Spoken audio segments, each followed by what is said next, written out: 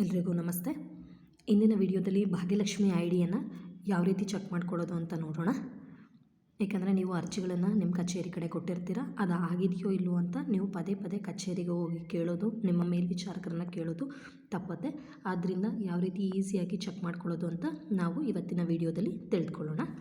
ಇಲ್ಲಿ ಕ್ರೋಮ್ ಇದೆ ಅಲ್ಲ, ಅದ್ರ ಮೇಲೆ ಕ್ಲಿಕ್ ಮಾಡಿ. ಆವಾಗ ಈ ಪೇಜ್ ಓಪನ್ ಆಗುತ್ತೆ. ಇಲ್ಲಿ ಸರ್ಚ್ ಮಾಡಿ ಭಾಗ್ಯಲಕ್ಷ್ಮಿ NIC.in ಅಂತ. ಆವಾಗ ಈ ಥರ ಬರುತ್ತೆ. ನೀವು ಭಾಗ್ಯಲಕ್ಷ್ಮಿ NIC.in ಅಂತ ಇದೆ ನೋಡಿ, ಇಲ್ಲಿ ಇದ್ರ ಮೇಲೆ ಕ್ಲಿಕ್ ಮಾಡಿ. ಆವಾಗ ಈ ಥರ ರೆಡ್ ಕಲರ್ ಬಂದರೆ ಇದ್ರ ಮೇಲೆ ಕ್ಲಿಕ್ ಮಾಡಿ. ಕೆಲವೊಂದು ಸತಿ ಈ ಥರ ಆಗುತ್ತೆ ಅಷ್ಟೇ. ಆವಾಗ ಇಲ್ಲಿ ನಮ್ಮ ಕರ್ನಾಟಕ ಸರ್ಕಾರದ ವೆಬ್ಸೈಟ್ ಓಪನ್ ಆಗುತ್ತೆ. ಇದು ಆಫೀಸ್ ಮೊಬೈಲಲ್ಲೇ ನಾನು ಓಪನ್ ಮಾಡಿ ತೋರಿಸ್ತಾ ಇದ್ದೀನಿ. ಇಲ್ಲಿ ಭಾಗ್ಯಲಕ್ಷ್ಮಿ ಸ್ಕೀಮ್ ಬಗ್ಗೆ ಎಲ್ಲ ಮಾಹಿತಿ ಇದೆ, ನೀವು ನೋಡ್ಬೋದು. ನೆಕ್ಸ್ಟು ಇಲ್ಲಿಗೆ ಬನ್ನಿ. ಹೋಮ್, ಸರ್ಚ್, ಡಾಕ್ಯುಮೆಂಟ್ಸ್, ಡೌನ್ಲೋಡ್ ಅಂತ ಎಲ್ಲ ಇದೆ. ಇಲ್ಲಿ ಕ್ವೈರಿ ಸರ್ಚ್ ಅಂತ ಇದೆಯಲ್ಲ, ಇದ್ರ ಮೇಲೆ ಕ್ಲಿಕ್ ಮಾಡಿ. ಆವಾಗ ನಿಮಗೆ 3 ಆಪ್ಷನ್ ಬರುತ್ತೆ, ನೋಡ್ಬೋದು ನೀವು. By child ID, by temporary token number, multi search ಅಂತ. ಈಗ ಆಲ್ರೆಡಿ ಚೈಲ್ಡ್ ID ಬಂದಿದ್ದರೆ ನೀವು ಚೈಲ್ಡ್ IDನ ಹಾಕಿ ಚೆಕ್ ಮಾಡ್ಬೋದು. ಬಂದಿದೆಯೋ ಇಲ್ಲವೋ ಅಂತ ಚೆಕ್ ಮಾಡೋದಕ್ಕೆ ಇಲ್ಲಿ ಮಲ್ಟಿ ಸರ್ಚ್ ಅಂತ ಇದೆಯಲ್ಲ, ಅದ್ರ ಮೇಲೆ ಕ್ಲಿಕ್ ಮಾಡಿ. ಆವಾಗ ಈ ಥರ ಪೇಜ್ ಓಪನ್ ಆಗುತ್ತೆ. ಆಗ ನಾನು ಯಾವುದಾದ್ರೂ ಅಂದಾಜಿಗೆ ತೋರಿಸ್ತೀನಿ ಯಾವ ರೀತಿ ಸರ್ಚ್ ಮಾಡೋದು ಅಂತ. ಡಿಸ್ಟಿಕ್ಕು, ನೀವು ನಿಮ್ಮ ಡಿಸ್ಟಿಕ್ಕನ್ನು ಸೆಲೆಕ್ಟ್ ಮಾಡ್ಕೊಳ್ಳಿ. ನಾನು ಸುಮ್ಮನೆ ಹಾಗೆ ಎಕ್ಸಾಂಪಲಿಗೆ ತೋರಿಸ್ತೀನಿ. ಇವಾಗ ಬೆಂಗಳೂರು ರೂರಲ್ ಅಂತ ಇದೆಯಲ್ಲ, ಬೆಂಗಳೂರು ರೂರಲ್ ಕ್ಲಿಕ್ ಮಾಡಿ.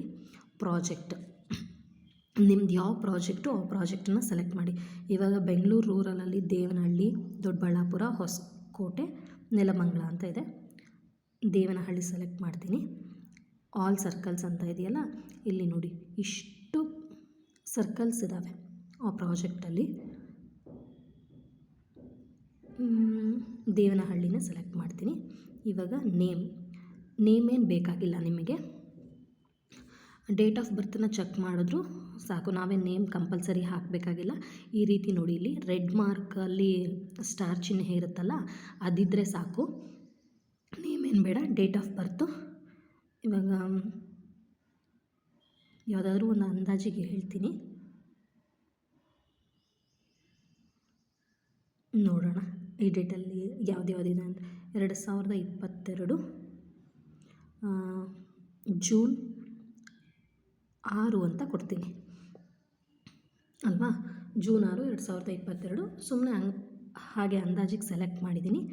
ಇವಾಗ ನಮಗೆ ಚೈಲ್ಡ್ ID ಬೇಕಾಗಿರೋದು ಇಲ್ಲಿರುತ್ತಲ್ಲ, ಕ್ಯಾಪ್ಚೆ ಯಾವ ರೀತಿ ಇದೆಯೋ ಅದೇ ರೀತಿ ಎಂಟ್ರಿ ಮಾಡಿ. 73 ಇದೆ, D633. ಓಕೆನಾ, ಸಬ್ಮಿಟ್ ಅಂತ ಕೊಡಿ.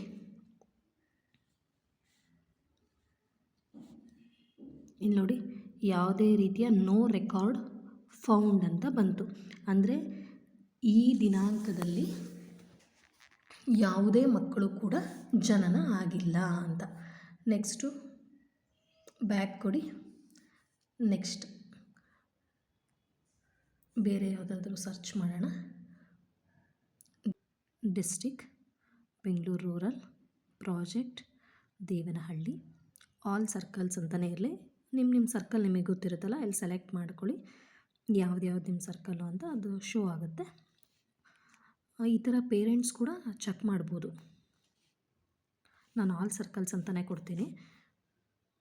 ನಿಮಗೆ ನಿಮ್ಮ ಸರ್ಕಲ್ ಗೊತ್ತಿರುತ್ತಲ್ಲ, ಎಂಟ್ರಿ ಮಾಡ್ಕೊಳ್ಳಿ.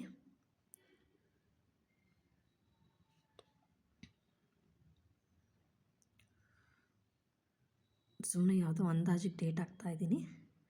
ನೀವು ಮಗುವಿನ ಡೇಟ್ ಆಫ್ ಬರ್ತ್ ಏನಿರುತ್ತೆ ಅದನ್ನು ಹಾಕಿ. ನೆಕ್ಸ್ಟು ಇಲ್ಲಿ ಪಕ್ಕದಲ್ಲಿ ಅಲ್ಲಿ ಕೊಟ್ಟಿದ್ದಾರೆ ನೋಡಿ, enter the characters appearing in the image. ಇಲ್ಲಿ ಏನಿದೆ ಇಮೇಜು ಅದನ್ನು ನೀವು ಇಲ್ಲಿ ಸರ್ಚ್ ಮಾಡಬೇಕು. A907